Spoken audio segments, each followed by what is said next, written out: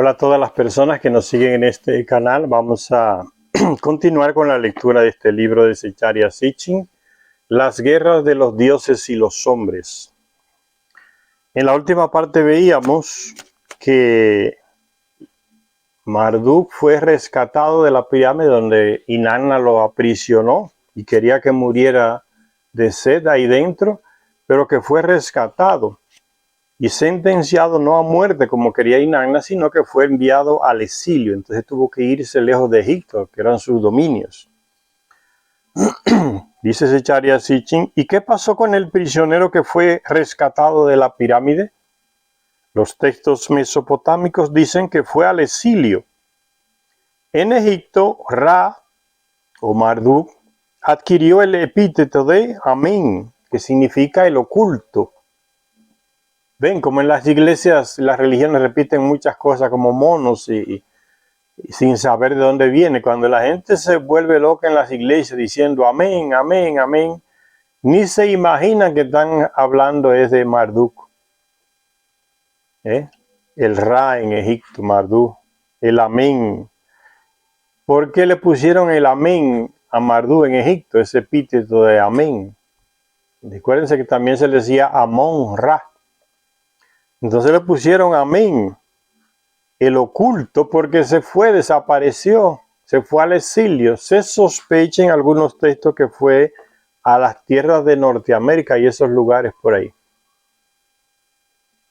Pero duró muchísimos años exiliado por ahí. Y después volvió, por eso se le puso el mote del amén, el oculto, el invisible, se le decía también. Desapareció. Y hacia el 2000 a.C., Marduk o Ra volvió a aparecer para reclamar de nuevo su supremacía, ahí en Egipto. O sea, se le retiró ya el exilio y se le permitió volver a sus territorios en Egipto. Volvió a aparecer para reclamar de nuevo su supremacía sobre todos los dioses, sobre todos los Anunnaki aquí en la tierra. Él no deja eso, igual que tampoco Inanna deja esa ambición de querer ser el gobernante aquí en la tierra de ellos. Para reclamar la supremacía en la tierra. Por este hecho, la humanidad terminó pagando un alto y amargo precio por esas pretensiones de Marduk, de querer ser el comandante en jefe de ellos aquí en la tierra.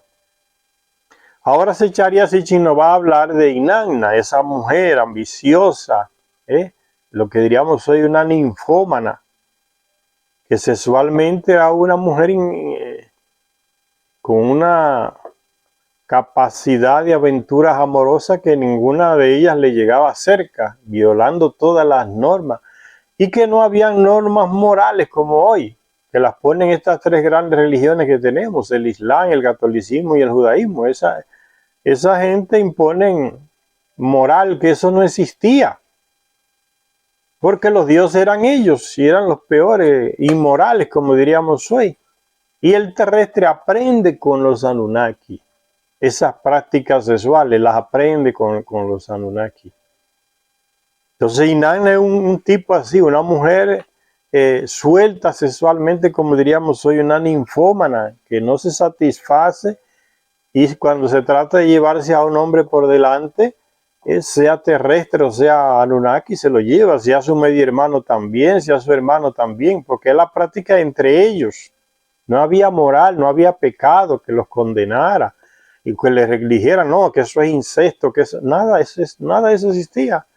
La moral la colocaban ellos con su manera de ser, y el terrestre veía lo que ellos hacían y lo copiaban también. Entonces no había ese disparate de que, mira, tú cometiste un incesto y te vas para el infierno. Dios no quiere eso, eso es una abominación, está fuera de la gracia de Dios, era un desgraciado. Esas cosas no existían, esa condena moral, porque los mismos llamados dioses hacían esas cosas, y el terrestre los veía y los copiaba. Entonces dice esta parte que habla de Inanna, dice Zecharia Sitchin, el relato de Inanna, o llamada también de Istar, o Astoret, ahí en Canaán, lo que hoy es Palestina e Israel, se le llamaba Astoret. Es el relato de una diosa que se hizo a sí misma. Luchó y luchó tanto para tener el poder, para ser uno de los Anunnakis poderosos, y hasta que lo consiguió por su propio esfuerzo, ¿no? Haciendo cualquier cosa sin ningún escrúpulo. Sin ser uno de los dioses de antaño, o sea, de los primeros que llegaron de Nibiru, el grupo original de astronautas que vino del 12º planeta, y sin siquiera ser la primogénita de uno de ellos, lo que le daba derecho a heredar cierto poder, Inanna se las ingenió, no obstante, para alcanzar los rangos más altos y terminar siendo miembro del panteón de los 12 dioses ahí en Mesopotamia. Para conseguirlo, combinó su astucia y su belleza con su crueldad. Era llamada diosa de la guerra y diosa del amor al mismo tiempo, que contó entre sus amantes tanto a Anunnaki, o sea, dioses, como a hombres, o sea, terrestres. Y en ella se dio un verdadero caso de muerte y resurrección. Y eso lo va a narrar ahora Zecharia Sitchin. ¿Cómo fue eso que murió y resucitó? Pues vamos a verlo de aquí a poco. Del mismo modo que la muerte de Dumuzi vino como consecuencia del anhelo de Inanna por convertirse en reina en la tierra, la prisión y el exilio de Marduk hicieron poco para satisfacer sus ambiciones. Recuérdense que Inanna provocó también indirectamente la muerte de Dumuzi porque lo estaba usando para conquistar el poder ahí en la región de Marduk, en la región de África. Ella quería a través de Dumuzi usarlo como un muñeco ahí, un parapeto para conseguir ella el poder. Y él lo dijo claramente, ¿no? Lo decía claramente y Marduk se dio cuenta de eso y le frustró los planes. Dice, del mismo modo que la muerte de Dumuzi vino como consecuencia del anhelo de Inanna por convertirse en reina en la tierra, la prisión y el exilio de Marduk hicieron poco para satisfacer sus ambiciones. Marduk no estaba ya para oponérsele, se fue enviado al exilio, mas eso no detuvo las ambiciones de Inanna de convertirse en la reina de todos los territorios. Ahora, tras desafiar y vencer a un dios importante, que fue Marduk, pensaba que ya no se le podría privar de unos dominios propios. ¿Pero dónde? ¿En qué lugar del planeta? De textos como el llamado El descenso de Inanna al mundo inferior, se desprende que el funeral de Dumuzi se celebró en el país de las minas, en el sur de África. Ese era el mundo inferior, que Zecharia Sitchin en algunos libros se afana mucho en aclarar eso, porque él mismo en vida percibió que había mucha gente hablando de los Anunnaki, del mundo inferior, de una manera totalmente equivocada, como no lo plantean las tablillas sumerias. Él que leía el sumerio antiguo, que leía la escrita cuneiforme de las tablillas, sabía lo que estaba diciendo. Entonces había mucha gente, como lo hay hoy en muchos en YouTube, que aparecen hablando de los Anunnaki, del mundo inferior, diciendo que el mundo inferior es el mundo de los muertos, como el Hades de los griegos, donde hay un rey y una reina que controlan las almas de los muertos allá, es el submundo, le dicen. Y Zecharia Sitchin nos dice que no es nada de eso, señor. El mundo inferior es la parte inferior del planeta. Si usted coge una esfera del planeta, usted está en Mesopotamia, con relación a Suráfrica, usted está en el mundo, en la parte superior, en el mundo de arriba. Y el que está en Sudáfrica está en el mundo de abajo, o sea, en el mundo inferior. Eso es simplemente.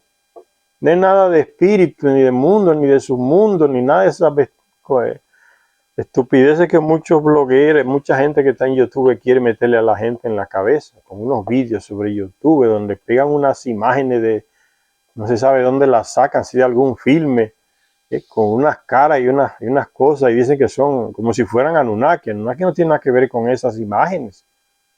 Nos crearon a su imagen y semejanza, entonces nosotros nos parecemos a ellos, pero ponen unas caras ahí en esos videos de YouTube hablando de los Anunnaki. que uno se dice, pero ¿y esta ridiculez de dónde la sacaron? Y parecen expertos hablando de los Anunnaki, pero nunca se le ve leyendo un libro, o sea, para decir de qué fuente saqué estas cosas que estoy diciendo. Como que son expertos en traducir tablillas, no saben, a veces gente que ni sabe ni terminó el segundo grado de la escuela hablando de Anunnaki, como si fuera un experto en el sumerio antiguo. Pues es el mundo inferior, allá donde reinaba aquí en Nergal, hijo de Enki, hermano del difunto Dumuzi. ¿Casado con quién? Con Ereshkigal, que era hermana mayor de Inanna. Allá llevaron el cuerpo de Dumuzi, porque recuérdense que él murió ahí en las cataratas en Egipto.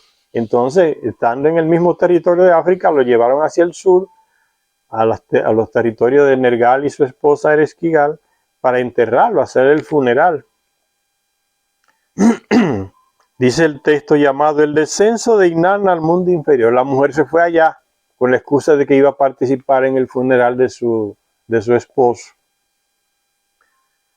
Se desprende que el funeral de Dumuzi se celebró en el país de las Minas, en el sur de África. Aquellos eran los dominios de la hermana de Inanna, llamada Ereshkigal, y de su esposo Nergal, que era hijo de Enki y hermano mayor de Dumuzi también. Eran los dominios de los dos, de Ereshkigal y de Dumuzi, y de Nergal. Tanto Enlil, el abuelo de Inanna, como su padre Nannar le dijeron, no vayas allá, Inanna. Ellos conocían a Inanna, que era problemática y que siempre tenía planes de ambición de agarrar el poder de los otros, no importa quién fuera. Y ellos percibieron, el papá y el abuelo le dijeron, no vayas, Inanna, no vayas al sur de África, al mundo inferior, va a haber problemas. Y ella no le hace caso a nadie, como decimos hoy, una mujer terca, ambiciosa y terca, que no le hace caso a nadie. Enlil y Nannar, el padre de Inanna, le dijeron, le aconsejaron, incluso Enki, el papá del difunto esposo de ella, del suegro de ella, ¿no? El papá de Dumuzi. Y Enki le dijo, no vengas acá, que va a haber problema, y no le hizo caso a nadie. El terco es así, señores. Las personas tercas, sean hombres y mujeres, solo entienden de terquedad. Usted puede llamarlo 10,000 veces y le dice, mira, esto está mal. Y él no se corrige porque recibe lo que usted le dice como una molestia. Y a veces se queda callado, pero diciéndole en el fondo, déjame tranquilo, no me molestes, está hablándome cosas. Porque en el fondo él va a hacer lo que él quiere hacer, no oye a nadie, el terco. Inanna es la persona de ese tipo, ¿no? Y el terco solo entiende de terquedad. El terco agarra una cosa tuya y la echa fuera o la destruye porque él piensa que eso tú no lo necesitas. Él decide por ti y tú le reclamas. Dice, no, pero que eso no servía. Él no acepta que cometió un error.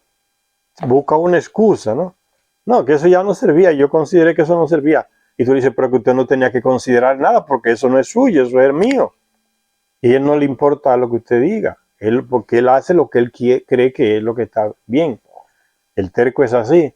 Entonces cuando tú agarras algo de él y haces lo mismo que él te hizo a ti, ahí que como que se espanta y reacciona. ¿Y por qué tú hiciste eso? Te cuestiona entonces. O sea, cuando tú le das de la misma medicina a él, entonces ahí que reacciona, como que abre los ojos. El terco es así. Solo entiende de terquedad, de educación y de consejos. Él no entiende nada de eso. Esta mujer era así. El abuelo le dice, el padre le dice, el suegro le dice, no vayas al sur de África, no vayas al reino de tu hermana, va a haber problemas. Y ella no, se fue. Le pasó por encima a todo el mundo y se fue allá. Pero fíjense lo que pasa entonces. Por eso Zecharia Sitchin dice, y en ella se dio un verdadero caso de muerte y resurrección, dice Zecharia Sitchin, en Inanna. Dice, Del texto llamado El descenso de Inanna al mundo inferior se desprende que el funeral de Dumuzi se celebró en el país de las minas, en el sur de África. Aquellos eran los dominios de la hermana de Inanna, llamada Ereshkigal, hermana mayor de ella, y de su esposo Nergal, que era hermano del difunto Dumuzi. Entonces, Inanna y Nergal eran cuñados, ¿no? Dice, Enki, Enlil y Inanna le aconsejaron a Inanna que no fuera allí, pero ella estaba decidida. Desde el gran arriba, o sea, está en Mesopotamia, y ahora va hacia abajo, hacia el sur de África, del gran arriba en Mesopotamia, tenía su mente puesta en el gran abajo, dice el texto de la tablilla antigua. Y cuando llegó a las puertas de la ciudad capital de su hermana Ereshkigal, le dijo al guardián de la puerta, dile a mi hermana mayor Ereshkigal que ella había venido a presenciar los ritos funerarios. Dile a mi hermana que yo vine aquí para participar de los ritos funerarios de mi esposo difunto. Y Ereshkigal no se lo cree. Ya la conoce también, igual que el abuelo, que el suegro, que el padre. Conocen a Inanna. Es una locura por el poder y un desenfreno sexual que no para. Y Ereshkigal sabe eso. ¿Y qué mujer que se suponga que otra va a agarrarle el marido? Y no solamente agarrarlo sexualmente, hasta casarse con él y quitarle a ella del poder y quedarse la otra. Aguanta eso. ¿Qué mujer aguanta eso? No importa que sea hermana o madre, lo que sea. Ella va a buscar una manera de eliminar ese peligro, no va a correr ese riesgo. Eso fue lo que hizo Ereshkigal con Inanna. Aunque Inanna dice que fue a presenciar los ritos funerarios, se podría esperar que el encuentro entre las dos hermanas hubiera sido cálido, pleno de simpatía por la doliente Inanna. Sin embargo, se nos dice que Inanna, que había llegado allí sin ser invitada al funeral, fue recibida con evidentes sospechas. Ya sospechaban lo que que llevaba entre manos. Cuando se le hizo pasar a través de las 7 puertas de la ciudad que llevaban al palacio de su hermana Ereshkigal, se le obligó a entregar los emblemas y las vestiduras de su estatus como Anunnaki con autoridad, los estatus divinos, dice, porque los terrestres creen que estos señores eran dioses, ¿no? Y yo le decía que era igual que lo que hacen con un militar hasta el día de hoy, ¿no? Cuando comete una vagabundería, un asesinato, un robo, una injusticia, un mentiroso, un corrupto, cuando el comandante de él es serio, no corrupto como él, lo degradan. Se hace una junta y lo degradan. Y en esa degradación lo ponen en público delante de los otros compañeros, con el uniforme que él usaba, y se lo van rompiendo a pedazos encima del cuerpo, diciéndole, usted no es digno de cargar encima ese uniforme, usted deshonró a la institución, usted no merece ese uniforme. Entonces lo van rasgando hasta que se lo quitan todo. Eso es lo mismo que hacen con Inanna. Cuando llega ya a la ciudad de Ereshkigal, la despojan de todas sus pretensiones de autoridad, de Anunnaki, su estatus divino, dice el texto, ¿no? Y cuando por fin la tuvo en su presencia, estuvo en presencia de su hermana, se la encontró sentada en el trono y rodeada por 7 Anunnaki con cargos judiciales. Ya Ereshkigal la estaba esperando después que la mandó para que le quitaran toda la ropa y el peltrecho que lo hacía verse como una autoridad Anunnaki. La dejaron entrar a donde estaba sentada Ereshkigal, rodeada con 7 Anunnakis con poder judicial, o sea, le tenían un jurado preparado para juzgarla. Ereshkigal en su trono sentada, rodeada por 7 Anunnaki con cargos judiciales. Clavaron sus ojos en ella los ojos de la muerte, o sea, no la recibieron con sonrisa, clavaron sus ojos en ella con los ojos de la muerte, ya la habían sentenciado. Le dirigieron airadas palabras, palabras que torturan el espíritu. En lugar de ser bien recibida, Inanna fue sentenciada a ser colgada de una estaca hasta la muerte. ¿Ve? La sentencia le cayó de una vez. Y fue gracias a la intervención de Enki que se salvó y revivió. Los textos nos explican las razones de tan duro trato como se le dispensó a Inanna. Los textos no explican, o sea, no dan explicación de tan duro trato a Inanna por parte de su hermana Ereshkigal. Ni tampoco citan las torturadoras palabras que dice que se le dirigieron a ella. Por el comienzo del texto, dice Zecharia Sitchin, sabemos que al mismo tiempo que iniciaba su viaje, Inanna envía a su mensajero, dice el texto, a llenar el cielo con quejas en mi nombre. En la asamblea de los dioses grita por mí. Era un plan ya, no era nada de ir a llorar a Dumis, al difunto esposo de Dumus, ni a participar del funeral. Era otro plan que ella llevaba. Es una mujer fría, calculadora.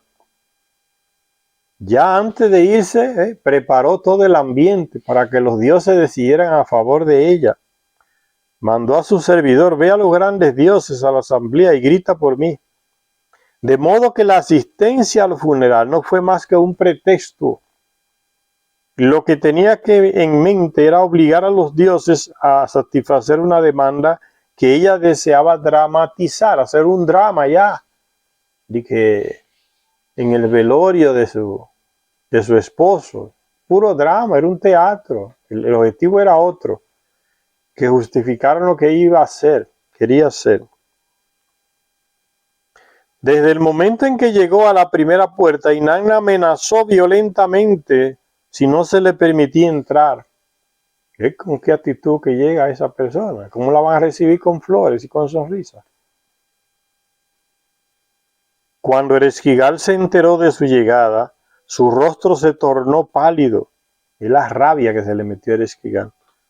Sus labios se oscurecieron y se preguntó en voz alta cuál era el verdadero propósito de su visita. Como diciendo, ¿qué demonios que quiere esta mujer aquí? Ya exaltada Ereshkigal. Cuando ambas estuvieron cara a cara, Ereshkigal la vio y estalló en su presencia. Es con palabrones y palabras duras y gritando, ¿no? Como hacen las mujeres que ejercen la violencia a través de las palabras, pero una violencia que destruye la personalidad de muchas personas que la sufren, y muchos ingenuos creen que eso no es violencia porque no se aplica como la de los hombres, que es con los brazos y con golpes. Las mujeres la aplican con las palabras, golpean de una manera que te destruyen por dentro. ¿Sí? Igual que cuando el hombre usa los brazos para expresar su violencia, el otro reacciona. Igual las mujeres cuando expresan su violencia a través de las palabras, las otras reaccionan también con violencia, con palabras también. ¿Sí? Cuando las mujeres discuten no es lanzándose flores, es acabándose con las palabras. Es una cualidad que tienen ellas, no los hombres. Pero es un tipo de violencia muy fuerte y muy profunda, y a veces los defensores de derechos humanos no le hacen caso a ese tipo de violencia. Y las mujeres se aprovechan de eso, ¿no? No, fue el que me agredió. Ella como que estaba muda todo el tiempo, no dijo nada, que lo ofendiera, que lo motivara a reaccionar. No dicen nada de eso. No, el que me agredió fue él. Pero ya todo el mundo sabe, como dijo Zecharia Sitchin, y Inanna deseaba dramatizar la cosa. Así hay muchas mujeres que hacen un drama total para convencer a los otros que el culpable es el otro, no ella. Hay mujeres que van, se le meten en la cama, en el cuarto al hombre que le ha dicho que no quiere nada con ellas, y van y se le meten y hacen algún juego y están con él solas y comienzan a aruñarse la cara ellas mismas, a darse golpe con alguna cosa en la cara, en los brazos, que le dejen moretones, y comienzan a gritar que la oiga alguien, me está estuprando, me está estuprando. Y las personas van y se creen la historia, ¿no? Está toda golpeada, entonces el tipo la está estuprando y ella riéndose por dentro de todo el mundo. Eso pasa, no generalizamos, pero lo que estoy diciendo es que el hecho pasa y mucha gente se deja engañar fácilmente porque a las mujeres le encanta presentarse como las víctimas, las pobrecitas, ¿no? Que no hacen nada, que no que solo sufren la violencia de otros, ¿no? No es así, la realidad es más compleja, señores. Hay hombres que aguantan y aguantan golpes de las mujeres en la casa y cuando lo denuncian se burlan de ellos, los pobres. Hasta en la misma policía, los policías se burlan de ellos, porque ellos no creen que de verdad la mujer le esté dando con el cubo del agua, como se dice, ¿no? Es la mentalidad que se ha formado en la sociedad, ¿no? Uno es la víctima y otro es el victimario. Entonces en esa dualidad se enreda mucha gente y no perciben que la realidad no es dualidad, es más colorida, más diversa. No es tan fácil de decir es blanco, es negro. La realidad no es así. Por eso si uno quiere ser justo, uno tiene que investigar muy profundamente, muy profundamente. Y no lo digo yo, lo dicen esos policiales, sobre todo mujeres, que tienen que enfrentar esas cosas casi a diario, ¿no? Ellas que son mujeres saben, conocen la psicología de las mujeres, como ellas tienen que lidiar con eso casi diario, ¿no? Para descubrir que la que se está haciendo de golpeada es la violenta, es ella. Porque los hombres como que bajan la guardia frente a las lágrimas y a los lamentos de las mujeres y se dejan engañar fácil. Otra mujer ya especializada, con una buena psicología preparada, ya le conoce las mañas más fácil, ¿no? Esto no tiene nada que ver con violencia de un género sobre otro, no estoy tratando ese tema, ¿no? Estoy hablando de algo que es real y pasa y sucede. Dice, Ereshkigal entonces se puso rabiosa, dice, se le palideció la cara y gritaba, ¿qué habrá venido a buscar esta mujer aquí? Pero fíjense la reacción de Inanna. Impávida se fue hacia ella. O sea, un pedazo de hielo, lo que le dijo Ereshkigal, en las palabrerías y los gritos, no le hicieron nada a Inanna. Una mujer fría, una guerrera, ya sabemos que es una guerrera, ¿no? Que no tiene escrúpulos, sea en la guerra, en el amor, en lo que sea. Y se lleva a todo el mundo por delante. Dice que ficó fría, como un hielo, ¿no? Impávida. Y eso hace que Ereshkigal se salte más, ¿no? Porque ve que no le está haciendo efecto. Esta mujer, como diciendo, la maldad que esta mujer tiene en el corazón no se aplaca, no se debilita con palabras y gritos, como lo que yo le estoy diciendo, con palabras fuertes. Dice, Inanna impávida se fue hacia ella. Y recuerde que Inanna es una guerrera, la podía hasta matar. De algún modo las intenciones de Inanna parecían peligrosas para Ereshkigal, su hermano. Dice Zecharia Sitchin, ya hemos dicho que muchas de las leyes matrimoniales y sucesorias eran afines a las leyes que gobernaban la conducta de los Anunnaki. Porque los terrestres tenían unas leyes en los tiempos bíblicos, en el Antiguo Testamento, que ellos la aprendieron de los Anunnaki. Los Anunnaki las practicaban y yo le dije, y los terrestres copiaban esas cosas. Por eso dice Zecharia Sitchin que muchas leyes matrimoniales y sucesorias eran afines a las leyes que gobernaban la conducta de los Anunnaki. Las normas referentes a una hermanastra no son más que un ejemplo. Creemos que la clave de las intenciones de Inanna las podemos encontrar en el libro del Deuteronomio, que era realmente lo que ella quería, eso es lo que está explicando Zecharia Sitchin. Para descubrir cuál era el plan de Inanna, vamos a remitirnos al capítulo 25 del libro del Deuteronomio, versículo del 5 al 10, en el cual se especifica el código hebreo de comportamiento personal.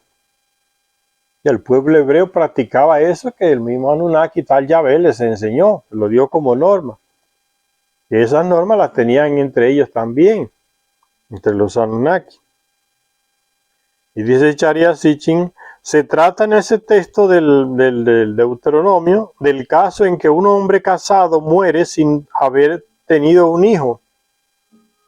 Si el hombre tenía un hermano, la viuda no podía casarse con un extraño. Era deber del hermano del difunto, aun cuando estuviera casado, fíjense, aun cuando estuviera casado, tenía el deber de casarse con su cuñada, iba a tener 2 mujeres, casarse con su cuñada viuda y tener hijos con ella. Vaya que el Esquigal iba a aguantar eso de Inanna, que fuera su hermana, que le agarrara el marido y que le diera hijos y que fuera capaz de derrubarla del poder y expulsarla, porque Inanna, ya se dijo, ¿no? La ambición de poder de esta mujer no tenía límites. Y el primogénito de esa unión matrimonial, sexual, con su cuñado, tenía que llevar el nombre del fallecido para que su nombre no se borre de la memoria terrestre. Esa era la costumbre. Entonces, esa costumbre que está en el capítulo 25 del libro del Deuteronomio, versículos del 5 al 10, nos aclaran cuál era el plan de Inanna y por qué Esquigal reacciona de esa manera, ¿no? Colgándola, juzgándola y condenándola a muerte. Porque el texto en sí no dice claramente las cosas, solamente las sugiere muy. Entonces el Charia Sitchin nos aclara. Y dice él, creemos que este era el motivo de Inanna para tan arriesgado viaje. Dado que Esquigal estaba casada con Nergal, hermano de Dumuzi, el difunto, Inanna llegó para hacer efectiva la norma que existía. Sabemos que, según esta costumbre, ya mencionada en el Deuteronomio, la responsabilidad recaía sobre el hermano mayor de Dumuzi. Murió Dumuzi sin dejar hijo con Inanna, que estaba casada con ella. ¿Quién tenía que dejar embarazada a Inanna para darle descendencia a Dumuzi, que murió sin descendencia? Marduk era el hermano mayor de Dumuzi, pero Marduk fue el causante, como dijo Inanna, de la muerte de Dumuzi. Inanna lo quería matar. Imagínense que le dijeran, no, Inanna, tú tienes que tener un hijo con Marduk. Ella diría, tú estás loco. Yo lo quiero matar, ese tipo que hizo que mi esposo muriera. ¿Tener hijos con qué? Pero Marduk no pudo realizar eso. Y eso sucedió en otro texto, menciona.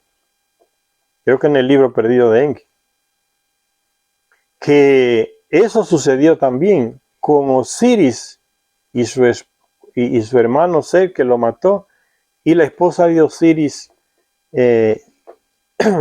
Isis, ahí en Egipto, que Set mató a Osiris y la dejó sin hijo. Osiris no tuvo descendencia con Isis, entonces según la ley, Isis tenía que tener un hijo con Set, que fue el que mató a su esposo. Y Isis le dijo a Enki, que es el jefe ahí que era el abuelo de Osiris, hijo de Marduk era Osiris. Enki fue que le dijo a Isis, no, Isis, tú no puedes desear la muerte de Set, aunque él haya matado a tu esposo. Tristemente, tú tienes que cumplir con la norma. Tú tienes que tener un hijo con él, y ese hijo va a ser como el hijo de Osiris que murió. Isis dijo, no voy a hacer eso. Ni loca. Entonces Osiris lo que hizo fue que recuperó una de las partes del cuerpo Isis recuperó una de las partes del cuerpo de Osiris que encontró por el mar, que Set lo había descuartizado, y con un trabajo genético de ella, y parece de un hijo de Enki, que era Ningisida, que es Tot, ahí en Egipto, consiguieron sacar el ADN de esa parte del cuerpo de Osiris y fecundar a Isis. Y lo consiguieron porque nació Horus. Por eso es que Set no sospecha que Osiris tiene un descendiente que es Horus, porque ya lo había matado y no había tenido hijos. Entonces lo mismo que se le planteaba a Inanna, ¿no? Era con Marduk que tenía que tener un hijo, pero si él era el enemigo jurado número 1 y ya lo quería matar, ¿cómo va a ser con Marduk? Y además que Marduk fue mandado al exilio. Se fue de Egipto. Entonces, ¿quién quedaba? Era Nergal, el próximo. Y ella lo sabía, Inanna. Entonces, por eso es que va al sur de África, ya al mundo inferior. Era agarrarle el marido a Ereshkigal, su hermana, a casarse con él, a tener un hijo con él, y puede ser, según la ambición de Inanna, a quitarle el poder a Ereshkigal y expulsarla. Inanna era capaz de eso. Es el peligro que percibe Ereshkigal. Por eso, desde que Inanna llega, la juzga y la condena a muerte y la cuelga. Así se entiende el texto a partir de este mandato o de esta ley que ya se expresa en el Deuteronomio, no dice Secharia Sitchin. Dice, Inanna llegó a Sudáfrica al dominio de su hermana Ereshkigal para cumplir con la norma. Sabemos que, según esta costumbre, la responsabilidad recaía sobre el hermano mayor, que era, en el caso de los hijos de Enki, era Marduk. Pero Marduk había sido declarado culpable indirecto de la muerte de Dumuzi y había sido castigado y exiliado de Egipto. ¿Podría Inanna, por tanto, exigir que el siguiente en el linaje fuera Nergal, la tomara como segunda esposa para que pudiera darle un heredero varón? ¿Se pueden imaginar los problemas personales y sucesorios que las intenciones de Inanna le habrían causado a Ereshkigal? ¿Se contentaría Inanna con ser la segunda esposa de Nergal? ¿O se confabularía y tramaría usurparle su puesto como reina de los dominios africanos a su hermana Ereshkigal? Obviamente, Ereshkigal no estaba dispuesta a correr riesgos. Y así fue, según creemos, que tras las duras palabras que se dijeron las dos hermanas, Inanna fue llevada ante un tribunal reunido urgentemente y compuesto por 7 Anunnaki que juzgan, o sea, un jury de 7 de ellos, 7 Anunnaki que juzgan. Se la encontró culpable de violar las normas y se la colgó sumariamente para que muriera de muerte lenta.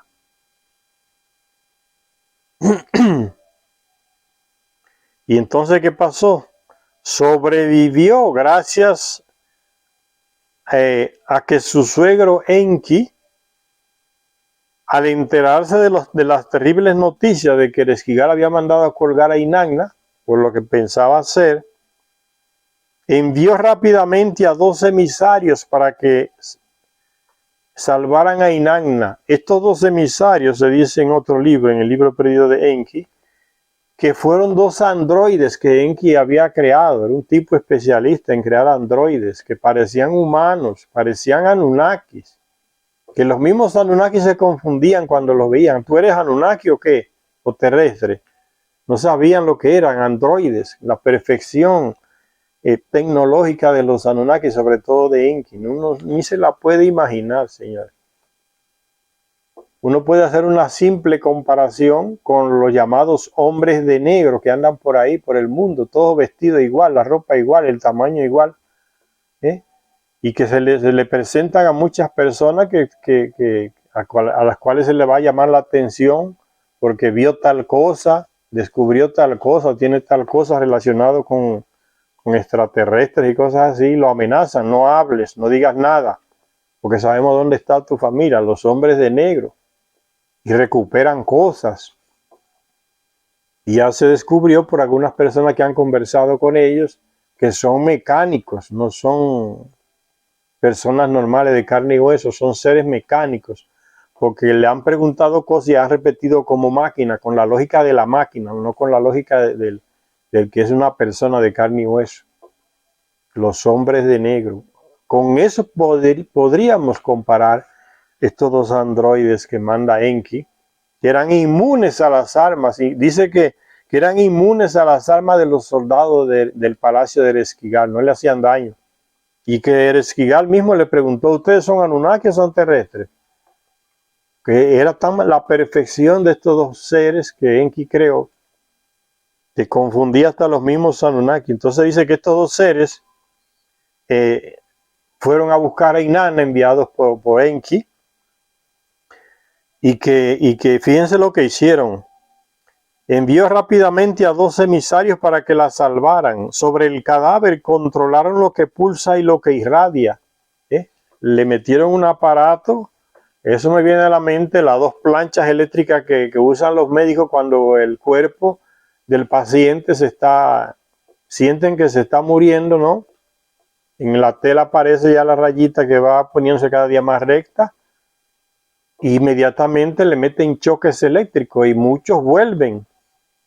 Otros no vuelven, mueren completamente. Pues algo así es lo que hacen estos dos seres con Inanna. Sobre el cadáver controlaron lo que pulsaba y lo que irradiaba. Pero hicieron algo más, dice, le administraron también el agua de vida y el alimento de vida. ¿Qué tipo de agua sería esa? ¿Qué tipo de alimento es ese? Algo que activa el cuerpo, el organismo y reacciona el cuerpo. Tecnología que no tenemos, ni conocemos, ni nos imaginamos. Y dice que la Inanna resurgió de la muerte, por eso se dijo Zecharia Sitchin anteriormente, la muerte y la resurrección de Inanna, cómo sucedió. Dice, Inanna resurgió de la muerte con ese tratamiento que le dieron esos 2 personajes que envió Enki. De regreso a Sumeria, ya Mesopotamia, entonces se fue allá de nuevo, de donde había llegado Inanna. La resucitada Inanna, sola y abatida, se pasaba el tiempo en las riberas del río Éufrates, cuidando de un árbol silvestre que había plantado y profiriendo lamentos. Y decía, según un texto de una tablilla, ¿cuándo tendré por fin un trono sagrado? Porque eso fue que ella fue al sur de África, agarrar el trono a la hermana ya, y el marido también. Entonces, oigan los lamentos cuando ella vuelve a Mesopotamia. ¿Cuándo tendré por fin un trono sagrado en el que pueda sentarme como una reina? ¿Cuándo tendré por fin un lecho sagrado en el que pueda yacer? De esto hablaba Inanna. La que deja caer sus cabellos está enferma en su corazón, enferma del poder. La pura Inanna, oh, cómo llora. Pura porque la tienen como una diosa, ¿no? No es el sentido de pureza de hoy, ¿no? Que las religiones llaman puro a las cosas más absurdas, ¿no? Si una mujer nunca tuvo relaciones sexuales, dicen que es pura y entonces puede ser nombrada santa de la Santa Madre Iglesia, ¿no? Santa fulana, mártir y virgen. Es las cosas más ridículas, eso. Como que el sexo es impuro y ensucia a las personas y les quita esa categoría de pureza. Entonces el lenguaje de puro e impuro lo inventaron las religiones, no tiene nada que ver con la realidad. Incluso hay días, ya hasta días han sacado que son puros y otros no son. La Semana Santa, el domingo, días puros y días impuros, ¿no? Las cosas más absurdas le meten la religión en la cabeza a la gente, ¿no? La pura Inanna, de pura no tenía nada. ¿Cómo llora? Porque estaba enferma por el poder que no conseguía como ella lo quería. Ser reina, tener su propio trono. Y sigue Zecharia Sitchin diciendo, el que se compadeció de ella y le tomó cariño fue su bisabuelo Anu, rey de Nibiru. Anu, que era el padre de Enlil, el abuelo de Inanna. El que se compadeció de ella y le tomó cariño, tan grande fue el cariño que le tomó Anu a su bisnieta Inanna, que se volvieron amantes. Cama para aquí, cama para allá. Y fue tan grande el placer que compartieron que cuando vino Anu, en una visita que hizo, le construyeron un palacio enorme ahí en una ciudad de Mesopotamia, en Erech. Uruk, también se le decía en Erech, se le dice en la Biblia Erech, ahí en el valle de Mesopotamia. Y a Anu también, en quien le suministraron una pequeña nave para que se desplazara ahí en Mesopotamia, a diferentes lugares. El tipo estaba tan enredado con Inanna a nivel de sexo y amor que cuando se fue le dijo, le dejo mi ciudad y mi palacio a Inanna y la nave también. La única que no se alegró fue la mujer de Anu. Esa era Inanna, o es Inanna, quién sabe si está viva todavía. Dice, ese era el lamento de Inanna, la pura Inanna, oh, cómo llora. El que se compadeció de ella y le tomó cariño fue su bisabuelo Anu.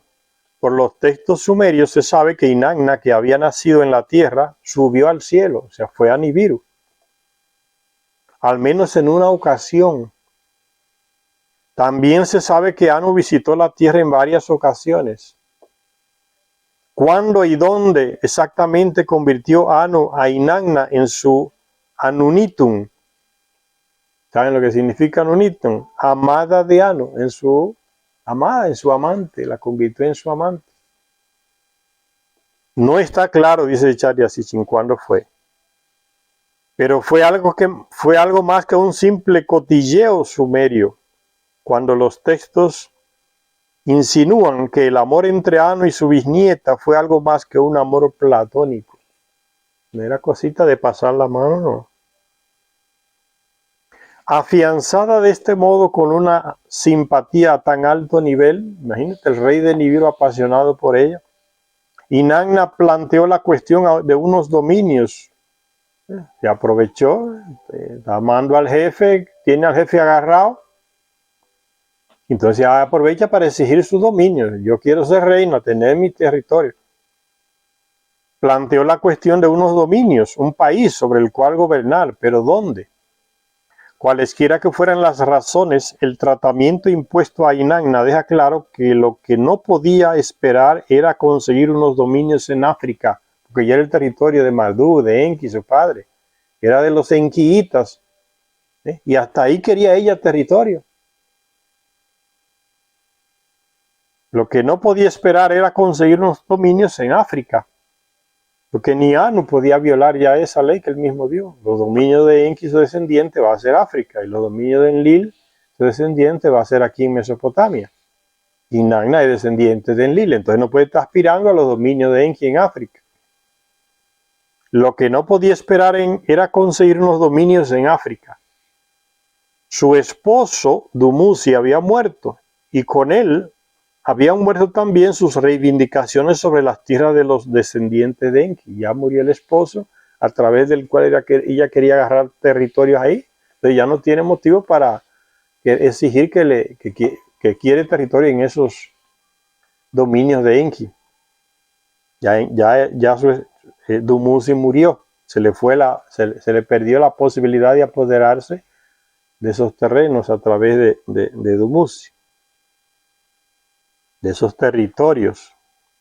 Su esposo Dumuzi había muerto y con él habían muerto también sus reivindicaciones sobre las tierras de los descendientes de Enki.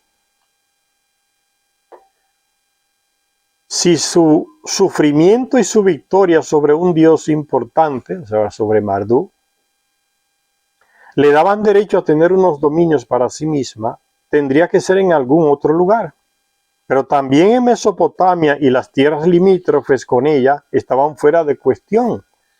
¿Dónde darle unos dominios a Inanna? Porque ya Mesopotamia tenía dueños, los descendientes de Enlil, el abuelo de Inanna y sus hijos, estaba todo repartido entre los hijos de Enlil. ¿Dónde darle un territorio a esta mujer que está reclamando tanto que le den? Y ya Anu parece que aflojó porque ella le aflojó otra cosa a Anu y él le concedió que le dieran un territorio a esa mujer. Pero también Mesopotamia y las tierras limítrofes con ella estaban fuera de cuestión. ¿Dónde darle unos dominios a Inanna? Echando un vistazo por los alrededores, los dioses dieron con una respuesta. Los textos que tratan de la muerte de Dumuzi, así como de la prisión de Marduk, mencionan los nombres de algunas ciudades sumerias y de sus pobladores. Esto quiere decir que los acontecimientos de los que se habla tuvieron lugar después de que hubiera comenzado la civilización urbana sumeria hacia el 3800 a.C. Los terrestres vivían hasta esa época en ambientes urbanos, en ambientes urbanos, no, en ambientes rurales, o sea, en los campos, plantando para los Anunnaki, cuidando animales para los Anunnaki. Los terrestres estaban en esa situación, el ambiente rural. Los textos tratan, dice, de la muerte de Dumuzi, así como de la prisión de Marduk. Menciona los nombres de algunas ciudades sumerias y de sus pobladores. Esto quiere decir que los acontecimientos de los que se habla tuvieron lugar después de que hubiera comenzado la civilización urbana sumeria hacia el 3800 a.C. Por otra parte, el fondo egipcio de los relatos no hace referencia a asentamientos urbanos y describe un entorno pastoril, sugiriendo así una época previa al 300 a.C., que es cuando tuvo sus inicios la civilización urbana en Egipto. Formaron las primeras ciudades. Que es cuando tuvo sus inicios la civilización urbana en Egipto. En los escritos de Manetón se dice que el reinado urbano de Menes le presidió un caótico periodo de 300 años de guerras. Este periodo entre el 3450 y el 3100 a.C. parece haber sido la época de los conflictos y las tribulaciones que desencadenara Marduk, el indecente de la Torre de Babel, que quería construir una Torre de Babel para apoderarse del poder total, como también quiere Inanna, ¿no? Apoderarse de todo el poder. Y así como el asunto de Dumuzi, cuando un dios de Egipto fue capturado y asesinado, cuando se hizo prisionero y se exilió al gran dios de Egipto, fue en esa misma época. Creemos que fue entonces cuando los Anunnaki pusieron su atención en la tercera región, la del Valle del Indo, entre Pakistán y la India, donde poco después comenzaría la civilización. A diferencia de las civilizaciones mesopotámica y egipcia, que pervivieron durante milenios y continuaron hasta el día de hoy a través de sus civilizaciones descendientes, la civilización de la tercera región duró solo un milenio, ahí en el Valle del Indo, esa civilización. Poco después comenzó a declinar, y en el libro Período de Enki él mismo nos dice que a Inanna se le asignó esa región, la tercera región ahí en el Valle del Indo, y que ella la descuidó por ir a querer agarrar las otras regiones de los otros. Dice Enki, no yo. Descuidó la civilización, darle civilización y avanzar en la región que se le asignó allá en el Valle del Indo. Y entonces dice que solamente sobrevivió 1000 años esa civilización de la tercera región ahí. Solo 1000 años. Poco después comenzó a declinar y hacia el 1600 a.C. había desaparecido por completo. Sus ciudades estaban en ruinas, sus gentes dispersas. El pillaje humano y los estragos de la naturaleza arrasaron poco a poco los restos de la civilización, y con el tiempo se olvidó por completo esa civilización que floreció en el Valle del Indo, comandada por Inanna. Fue en la década de 1920 cuando los arqueólogos liderados por Sir Mortimer Wheeler comenzaron a desenterrarlo. Un inglés, estaban por ahí, lo agarraron los ingleses de esos territorios. Comenzaron a desenterrar 2 importantes centros y varios lugares intermedios que se extendían a lo largo de más de 600 kilómetros desde la costa del Océano Índico hacia el norte, a lo largo del río Indo y sus afluentes. Vamos a hacer una parada por aquí, señores y señores, para después continuar, para que no se haga muy larga esta lectura. Gracias a todas y a todos los que nos ven en este canal. Hasta la próxima.